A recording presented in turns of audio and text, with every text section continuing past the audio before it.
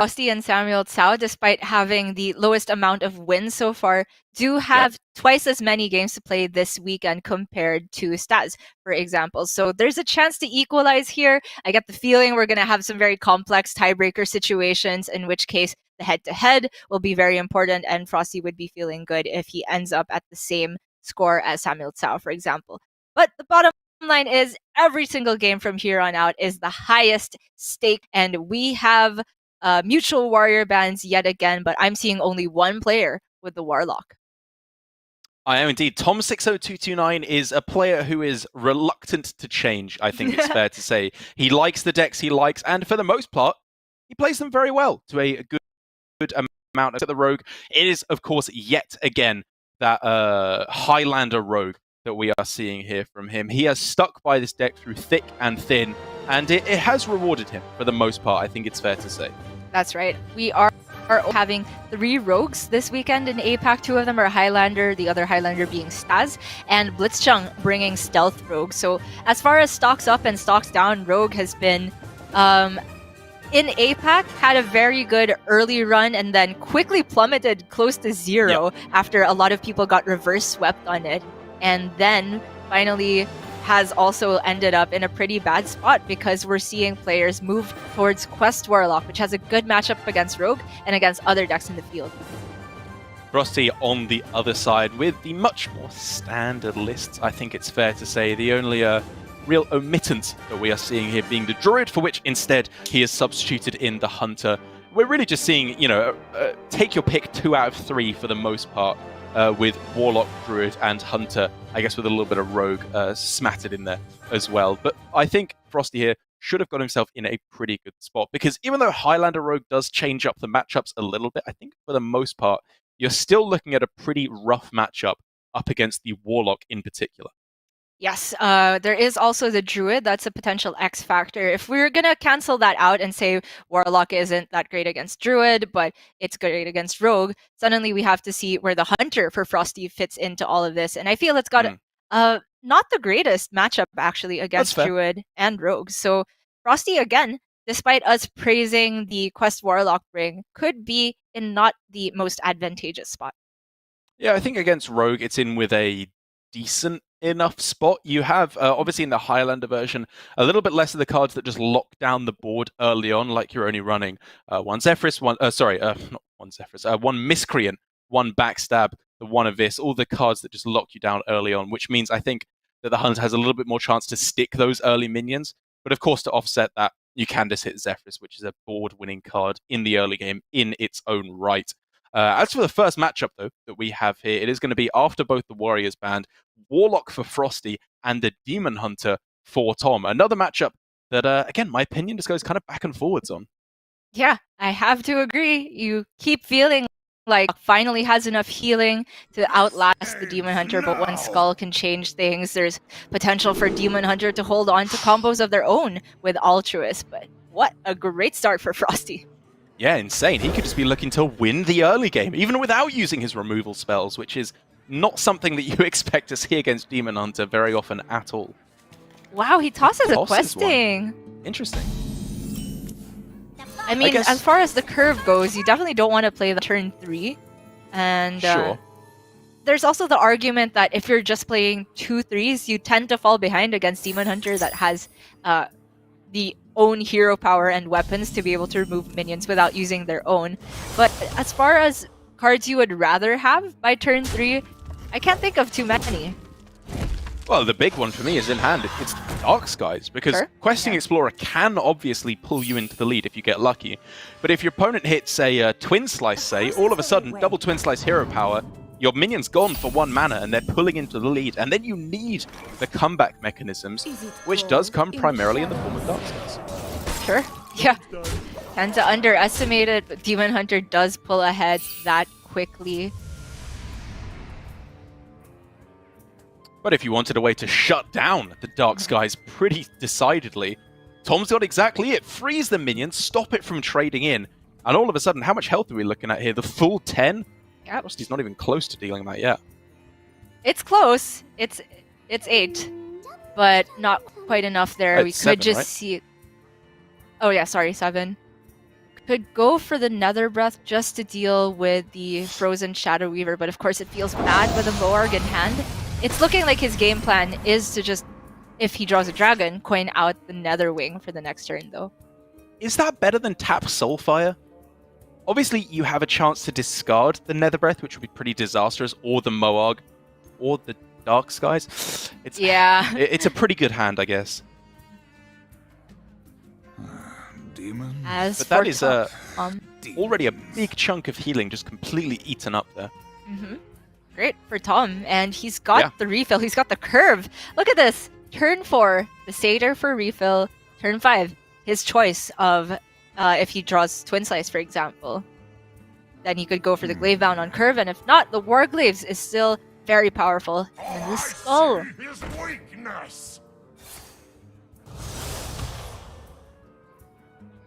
Yeah, the only question he had was whether he wanted to respect the questing Explorer here. And now, it can just trade into the Satyr Overseer straight up, but from Tom's perspective, he's expecting a Dark Skies or the coin Netherwing, so his minion would have died anyway, and he's just cashing in the extra 3 damage now. Coin Netherwing, unfortunately inactive at the moment for FroStee, so Dark Skies I think is pretty much forced here. The best he's got. Oh, this curve is just ludicrous though. Job done. Say that sure again. What's best. You probably just deviate away from the Skull on the next turn to go for the Glavebound. Yeah. Your FroStee, are we looking at... Oh man, Coin Aranasi can't be it, right? There's a Warglaves. I think I'd probably rather just go Netherwing than Coin Aranasi, to be honest. Like, if you need a board clear, you have Moarg plus Rain of... Rain of Fire. Correct. I like it. I was about to call it a Rain of Skies there, to just truly merge the 2 cards into one in my mind. Poor Warlock. How would that even look if the sky is raining skies? Awful. That's why it's not called that, I dare imagine. Oh my gosh, the Satyr... And the mana burn as well is like low-key kind of insane. Yeah. Can replenish his board, still get 3 damage to face, has a 0 mana Umberwing next turn, so we can go still Umberwing and Glavebound next turn. Yeah. Alongside either Chaos Strike or Spectral Sight for additional draw. Good news is, however, FroStee has the clear here, and he has a full clear on everything. Tom even committing the extra 1/1s. This is fantastic news for FroStee. Sense Demons isn't too bad for the follow-up either. It gets him the other Morg and the other Aranasi for healing. Slamming it straight down here is Tom. I mean, there's only one play you're ever making on this turn, I think, realistically. All slam plays from our former world champ, making FroStee have the answers, giving him as little time as possible to decide what those answers will be. FroStee again, though, presented with decent options. Sense Demons will find second Broodmother and Moarg, which he could throw down with a Soulfire. As he's saying, the healing isn't necessarily that good this turn. Would rather force Tom to have the answer for this, especially having seen the Warglaves already, but that's insane! Is it better than Warglaves? Probably. Actually, is it? Warglaves allows you to buff up. Yeah. That goes to 5. Yeah. So it deals as much as Metamorphosis would have. Yep, that's insane. FroStee can heal up with the draw of the Aranasi on the following turn, but even if he taunts it out, I don't think that's enough to save him anymore. I think we're looking at another Breath top deck for his out. Okay. But he can't tap. He has to go Sense Demons, then tap? Then tap. Well, in the ideal world where the tap gives him the Nether Breath, that's still enough mana to go Sense Demons, tap, Moarg, Nether Breath. But it's not enough mana to coin out the ooze as well. No matter which way you slice it, he's got to start with the healing.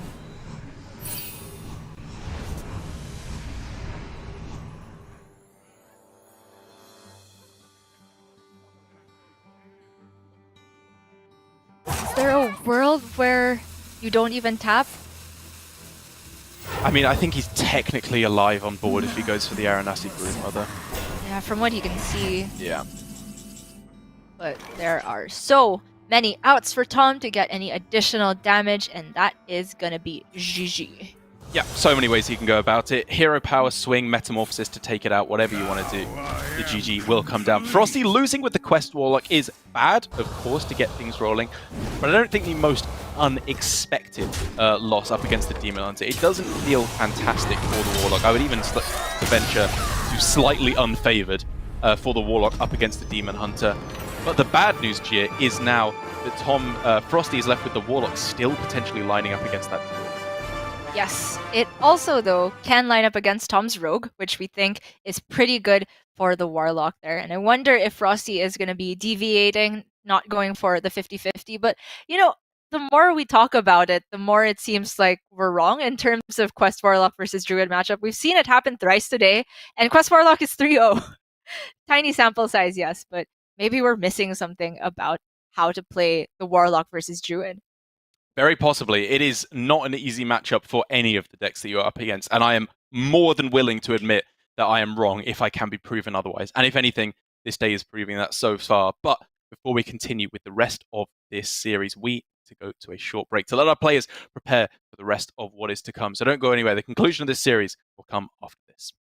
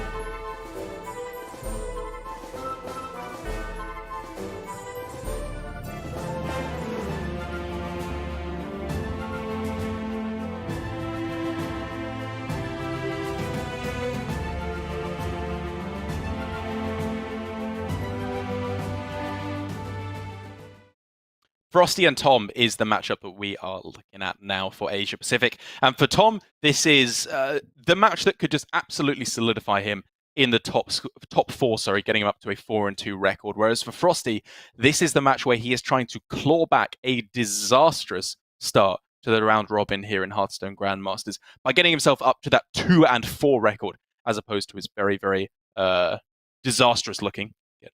It is what it is. 1-4 record that he has at the moment. This is pretty much a must-win game for FroStee.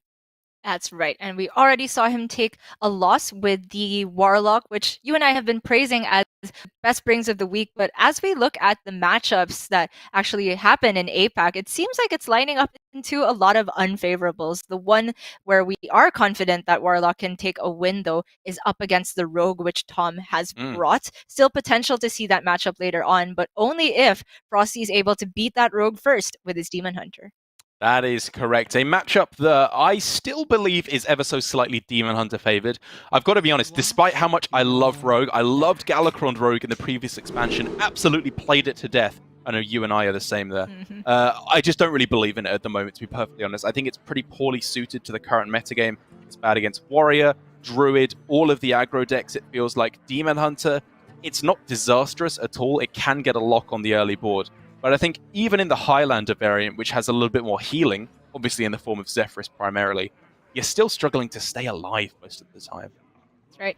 I would venture to say that people bringing Rogue are likely to view it as a comfort deck, just because it has been in the meta so long. And despite it, on average, as we think, lining up poorly against a bunch of decks, there is of generation effects in the deck that make it unpredictable, and if you have a lot of experience on those, sometimes you can pull out wins from the unexpected, whereas other decks are quite rigid in their game plans. Very true.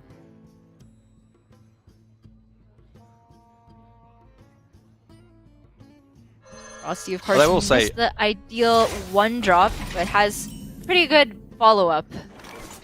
He's got okay follow-up at the moment. I will say I like Tom's position at the moment. He's got the very strong play of Miscreant here. I will say we could have seen the play of Coin Frozen Shadow Weaver there, because it is best going into turn 3 to play around the Satyr Overseer. Yeah. But the lackeys very likely make that a little bit easier anyway. That's right. I mean, you never want to coin out something when you don't have another combo activator for the end.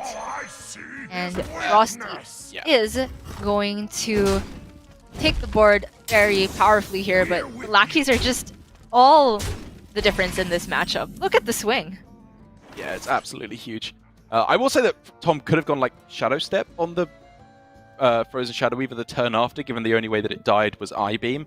But I'm kind of arguing for a play that I myself don't even believe in here all that much. So I think the more responsible thing here is just to start going in with the lackeys. And as you pointed out, look at what they can do. This is insane. All the threatening minions cleared off here. There was just a small decision for Tom there whether he wanted to trade in his Kobold Lackey to kill the 2/2 instead and keep his Miscreant at 4 health. I actually like the look of that a little bit more. Well, the play for FroStee now, I think, becomes pretty clear. Even though you want to swing with the weapon, and it's very obvious what you're leading towards if you don't swing with the weapon, I think he's just got to hold back here. The Gleipbound activated on 5 is just so insane. So we're looking at Kayn, and because FroStee can't clear off everything on board unless he swings, Kayn could very well go face. This is a turn before the Faceless Corruptor is active.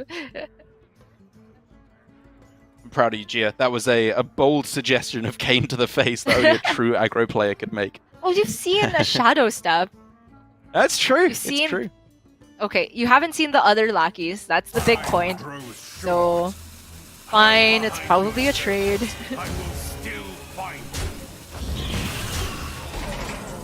Oh! Never There mind. we go.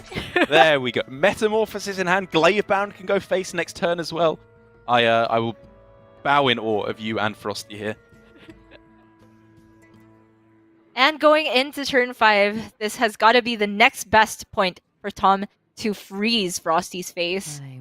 He can then also just evolve his Miscreant. Doesn't deal with the Kayn, but I think it puts quite a good board presence available.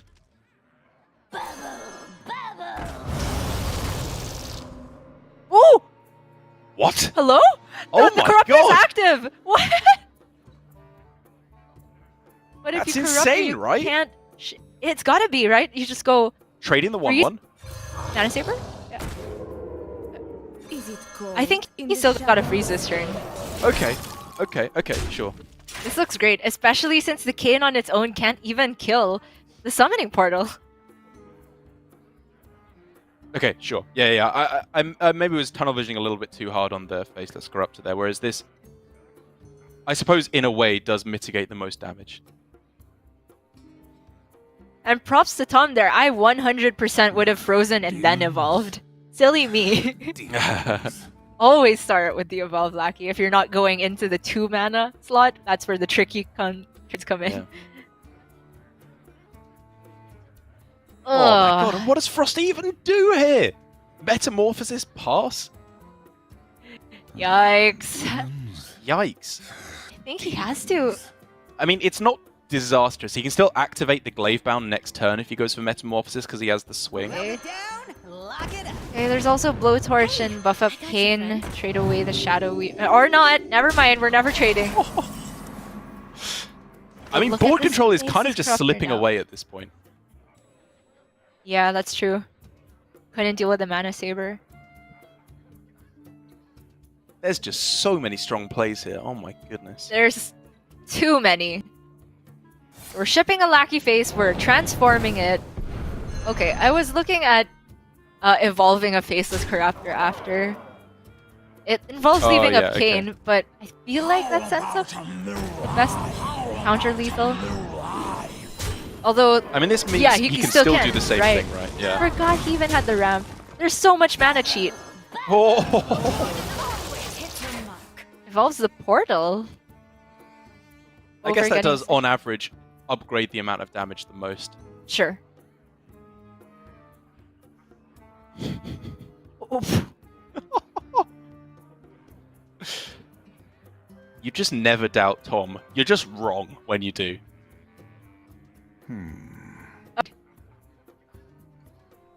FroStee's counting if he can stay alive, but he's dead on board. Yeah. Can't set up for an Ultruous with the skull.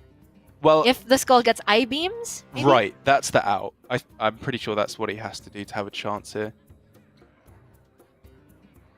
Yeah, agreed.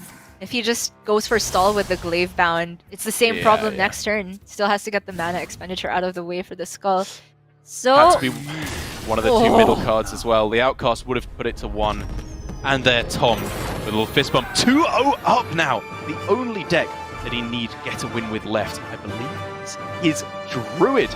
And that would lock him in top 4. No chance of being relegated out of Grandmasters this season for the former world champ.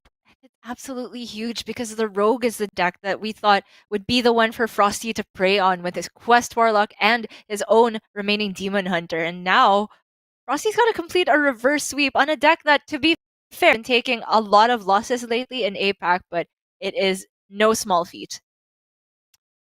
Yeah, so what has he got left? With the Warrior being banned, Hunter, Demon Hunter, and Warlock as his 3 decks. The Demon Hunter, which he is lining up first, I can just see here, our helpful spreadsheet, is, I think, the best matchup that he has left. He's giving himself some way to swing back the momentum, which, you know, obviously in Conquest, it's not really a, you know, looking at it from a mathematical standpoint, any difference. But from a psychological standpoint, which has been making a big difference here in Asia Pacific, just kind of trying to turn things around by taking a solid win. Can be a big chance of pulling things back. I would argue it's not a mathematical standpoint when you break it down, but now we're in the scenario that Rogue is already out of the way, it's even worse for FroStee because there's also a bit of Q order sometimes.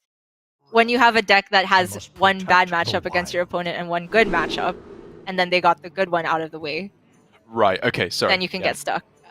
Right. I thought you meant with this last one. I was like, there's no mind games left. Tom is on the one mind game. Of course. And he's got the Wild Growth, but this hand is looking eerily similar to what Kin had, which is a bunch of ramp and then nothing.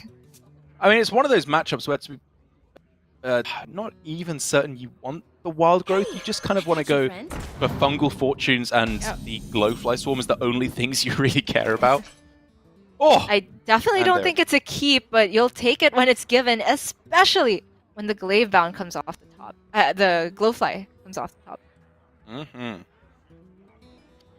So Tom was, I think, gearing up there for a very quick Wrath for cycle in order to, What to do?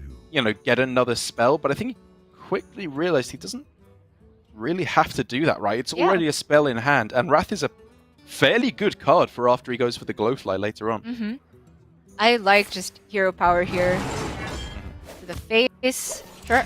Because he's not going to have time to hero power again for the next 2 turns. We're looking at a very obvious curve for Tom. Oh, yes. Yeah, the only difference maker could have been a Moonfire top, which you could have used to taken out the 1-2. But on average, I would rather just take 1 less damage. FroStee's opener has been a curve, but probably the lowest price minions that he could ask for. Okay, again, I like holding back there on the glowfly. It was a little bit ridiculous there, only giving him 3. But I just want to point it out. It was a nice one to go for. But wow! FroStee just got the Altruist off the Oh top my gosh. with potentially 3 procs available on the following turn. 2 should be more than enough, though. Oh, We got a game on our hands. we very much do. I mean, for Tom, you never play around an Altruist this early. Oh, no, yeah. From his perspective, he's most afraid of coin warglaves. He's gonna get the bad news. Do you see what must be Oh done? my gosh. Worth pointing as well, Yeah. sorry, that this is something that was set up, I believe, fairly well by FroStee, holding back on the Blowtorch Saboteur on the previous turn, and instead setting up the Outcast with 0 mana Twin Slice. Very clean from him there. I wonder if he could have held back on 1 slice there, because he could have gotten the 2 procs from a slice and the Battle Fiend, and say if he gets a glaive bound off the top, the other slice could activate that. True. But it's marginal and gets him extra damage right now. Guaranteed while the Altruist is still on board. Okay, Overgrowth activating the Bog Beam, smart play.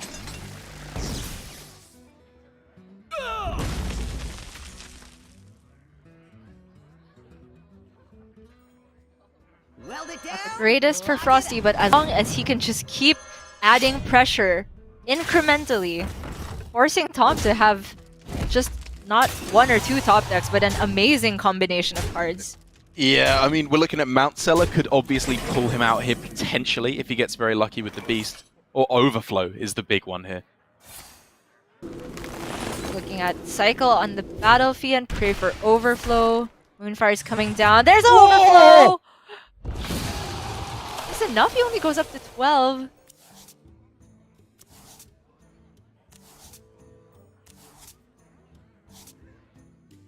Oh man, not even a Mount Seller. If And he he's- needs to, Yeah. he could make a 4-5 taunt on this turn. Yuck. There's so much damage staring on the other side of the board, but FroStee whips on additional damage. Spider Tank, go! Pretty much. So he has the Fungal Fortunes. Crystal Power is fairly likely to be drawn, but he really needs a Mount Seller on top of that. Can't just be one or the other. And he can't even draw it this turn anymore, unless he goes Fungal Fortunes into some other kind of draw to get in there. He has a lot of mana to work with, to be fair.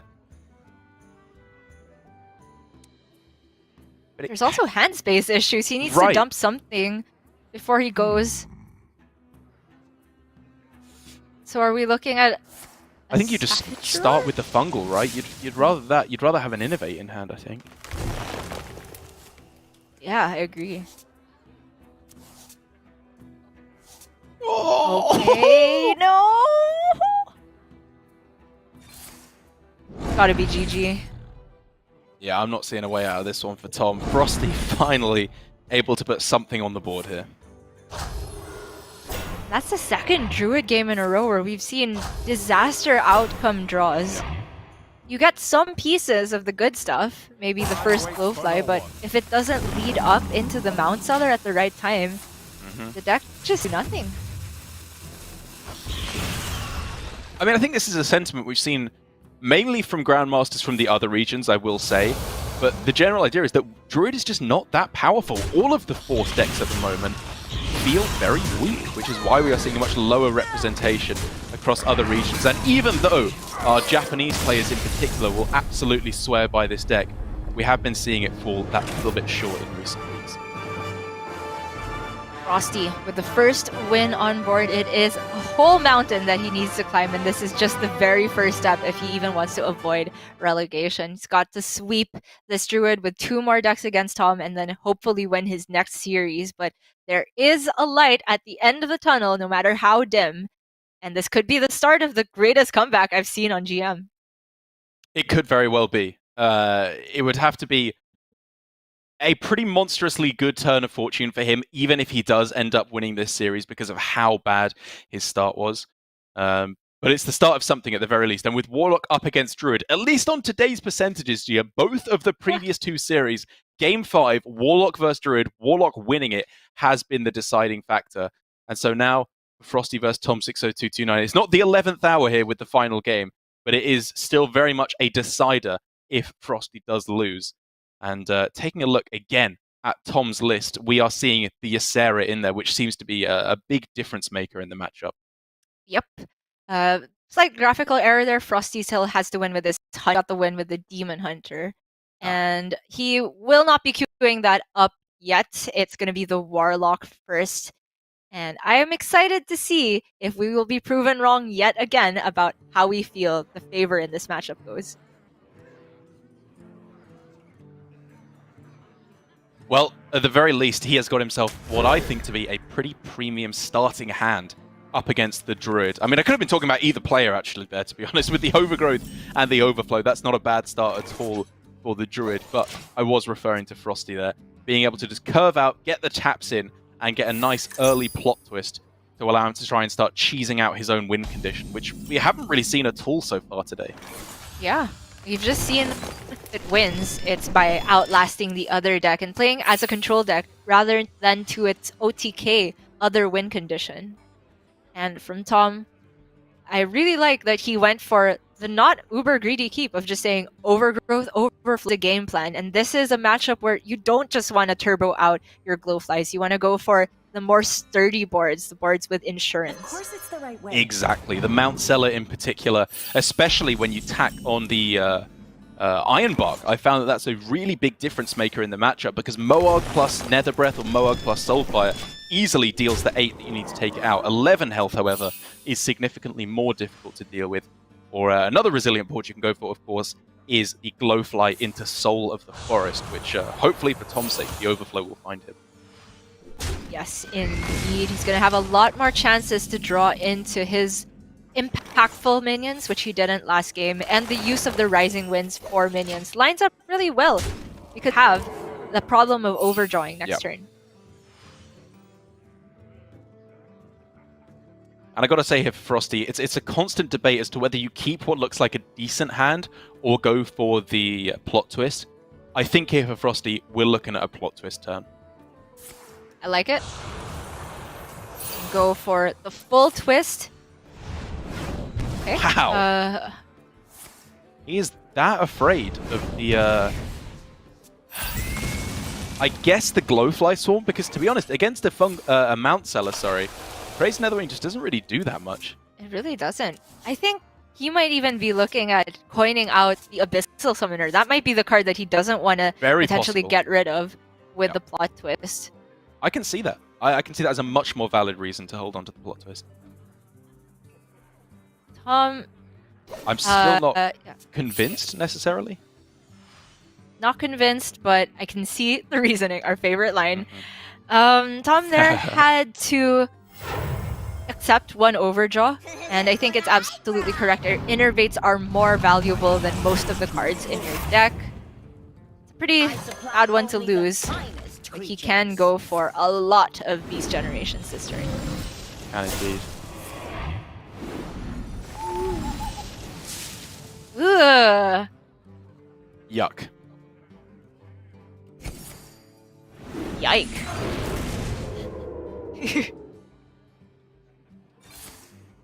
Okay. Yeah, I mean, there's at least the What's taunt the- sticking out in the way. No reason, Gia, is the answer. The order? Yeah, no reason. Okay. So far as I can see, I mean, even if you get a rush, there's still a taunt in the way, right? Uh-huh. Curious. But the taunt is huge here, because FroStee cannot Huge. simply go for the Netherwing and trade to get rid of that Mount Seller. I'm looking at the Caledon for 1 minion. Oh, but Gia, if he Kilodans the taunt, it still can't clear off the Mount Seller. What? Oh, wait.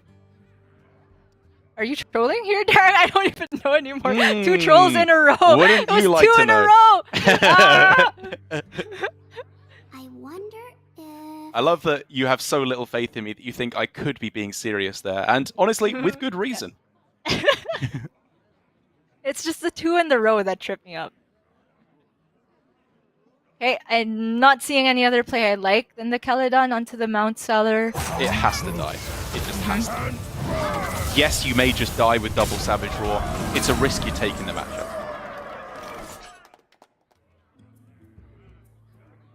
Is it lethal with double Savage Roar?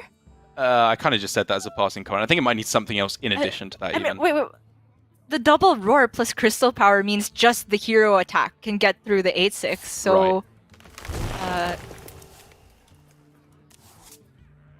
no, it'll. It's not quite with so. Moonfire. I think it is with Moonfire, but there's no second roar. And no mana if Wait. he goes for the. Okay. Wait, it's not lethal. You're right. You're right. Ah, I'm having a dawn moment. Ooh, proof. I think it's probably more apt to call it a caster moment, to be perfectly honest. Sure. I wonder. I'm still looking at cycling more. There's possibility though. Yeah, I like this too. Develop and Soul of the Forest. Exactly, yeah. I think this is very smart. I wait for no one. He can even then clear it off purely with spells, if he wants to, and keep all the other minions chugging face. Sure. Looks good with the other fungal already prepped for the following turn. FroStee here, cracking his neck, needs an answer to this board right now, or he can just pack it up. Oh. From his perspective, he can leave up 6 damage, but he takes 3 in the process. Yeah. I So wonder trade if- plus Craze Netherwing. Yeah, I mean, it's the only play that seems to make sense, unless, of course, you just want to go for plot twist. So if we twist, we are looking for Nether Breaths. So you heal, and you can deal with 1 target in both layers. Yeah. I think that's more than just saying that 3 minions, you'll survive. I think from what it looked like there, he might have got the the Netherwing back, but no dragon to activate it. Yeah, but Nether Breath plus Dark Sky, that will leave just 2 Okay. minions on board. Okay, and it heals him. He'll be alive. Yeah. You take those. Animation. Okay, yep, same Yeah, difference. got it.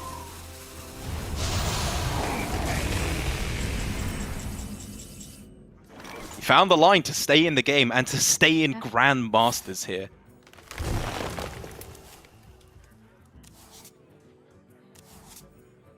Whew, another Glowfly, but the power of the wild has been used, so has the Soul of the Forest. But Tom has dodged overdrawing the other Mount Seller in the Ysera. That's huge. So does he go for Rising Winds to draw here, and he could still go for the Glowfire afterwards? Or I guess Wild Growth does the Yeah. same thing, but uses more mana. Yeah, for mana expenditure, sure. If it's Wild Growth though, then you should just go Glowfly first to get the max. Oh wait, not enough board space anyway. Yeah, I like this. He's holding on Smart. to the excess mana in Very case smart. the next one is the Mount Seller. Alright, 19 out of No 20 dragon. now for FroStee. He can tap and then tap again, but that will leave him without mana for the Crazed Netherwing. Oh my goodness. There's also outs to get Moarg. Moarg with Dark Skies is a clear. So he could go Sense Demons into that? Is that enough? What I'm looking at? I don't think he has enough procs with it, right? You would need 12 to guaranteed clear everything. Hmm.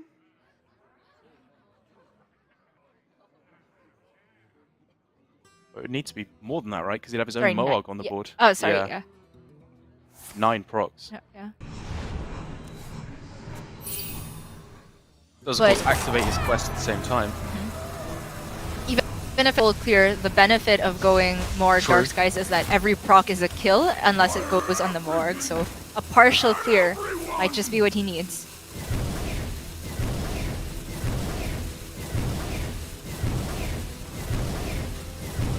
Oh. Okay. Good enough. Pretty He's good alive. Still. Yeah. And if you're Tom, does he start with the overflow cycle? Or does he try to get the Mount Seller right now? You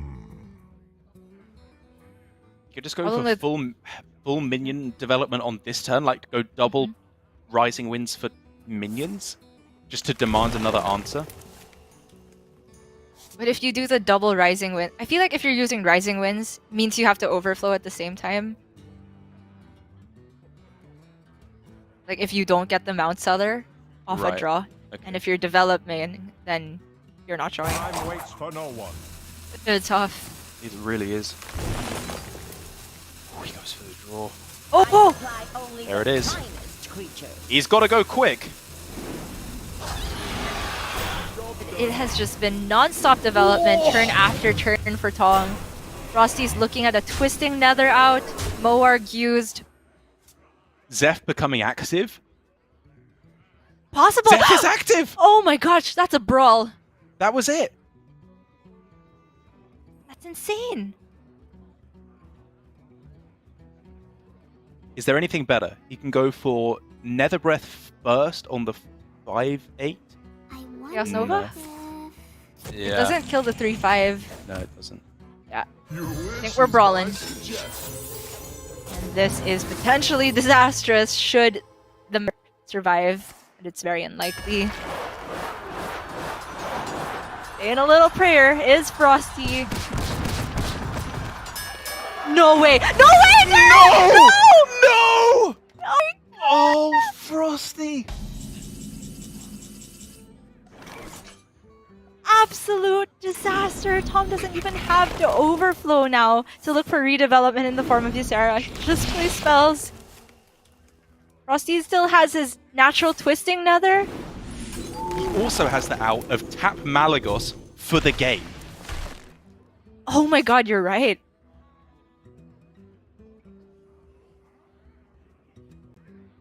There are outs for FroStee, but if he doesn't find them, he is out of Grandmasters.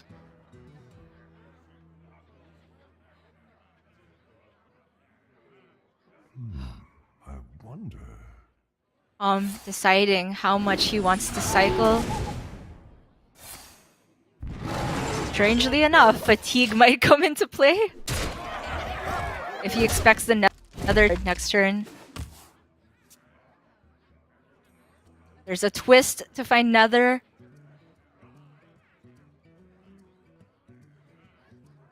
Or does he just take the 1 in 9 for the win on the spot? It's a 1 in 9 for win on the spot or the Nether. So to have a good position. Oh! Oh! He has no dragon to activate his Netherwing. He has no other clear available. So if he twists and gets back a dragon and the Netherwing, but then there's no mana to go for the Nether Breath after. He could potentially heal up for a lot as well, which might keep him alive for a turn. And then we're looking at, again, the tap Malagos for the chance to take it. Yeah, every you slice it, it's gotta be a twist, and that animation takes years, so he's gotta go now. Oh. Okay, going for Soulfire Nether Breath.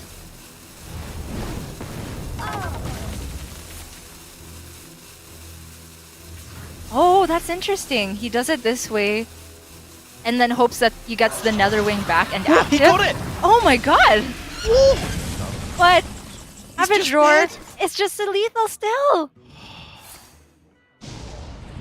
That was an excellent last effort for FroStee to try and take the game there. He gave himself, I think, probably the best shot of taking it. The tap at first to find the Malagos, but in the end, the Druid's too much for him. And he throws it down. One final salute, as I think, Gia, as much as it breaks my heart to say, that might just be the end of the road for FroStee. We will wait on official content, but as far as his own facial expression shows, it does seem like that was his last game. And honestly, I didn't spot that possibility of using first and then shuffling and going for the Netherwing. Could have been brilliant if he had drawn more Aranasis alongside that, because he could have healed and removed and the majority of the board and gotten out of the range of the Savage Roar. Probably more likely than anything that we were suggesting, but still not quite the pan out that he needed. One thing I do want to say, though, is that if this is the the game that does end up knocking FroStee out, even the last one at the very least, even though he does have one more game to potentially try and pull things back in some fringe scenarios. I will say I think that was an excellently played Quest Warlock game right from the start, where I was advocating for the plot twist there. He instead gave himself the game plan of going for the coin into the Abyssal Summoner instead, which gave him a very aggressive chance to try and pull things back on the board. I think that play alone is what gave him a chance of fighting back against the first exotic Mount Seller. Without that, I think he was just miles behind and would have died much, much quicker. And we can't end this conversation without talking about that Brawl. Why is it still 2020 and Brawl is still deciding these outcomes? What was it, a 1 in 7 that the Mount Seller survived? Oof. Painful, painful, painful. But of course, it's not all about FroStee here. Tom has secured his place in the not relegation zone, I think. Yeah, right. The top four. He was, I don't think, ever right down at the bottom, the guaranteed relegation zone. It was really just the 5th, 6th that he was trying to avoid, and now up to a score of 4-2. Still one more match to play, I believe. He's looking to be in a very good spot, whether he wins his next game or not, because you are, of course, looking at many players who are down at the 1 or 2 win record, like Staz, Dawn, FroStee now, of course, Samuel Sao as well, after a pretty bad start to the round robin. So I think Tom can start to feel pretty good now. Yes, indeed. Tom has had certain weeks where we question a lot of his lines. Sometimes we were wrong, and sometimes we're still left baffled at the end, mostly regarding his warrior play. But today, I think it was very, very clean from Tom, which we expect to see for world champion. And I think he has very deservedly cemented himself at the top 4 of Division B. Well, Gia, I don't know about you, but I need to go have a little cry, just a little manly tear for FroStee. Perhaps pour one out for the boy, as that was some pretty hard stuff. But we do have plenty more matches coming today. We're going to be going with the rest of the Division B matches yet to come. Staz versus Samuel Sao, and then Dawn versus Blitzchung for our final matches of the day. Slightly longer break now for you to get ready, whatever you need for the rest of the matches today, because you're not going to want to miss a second. We'll be back after this.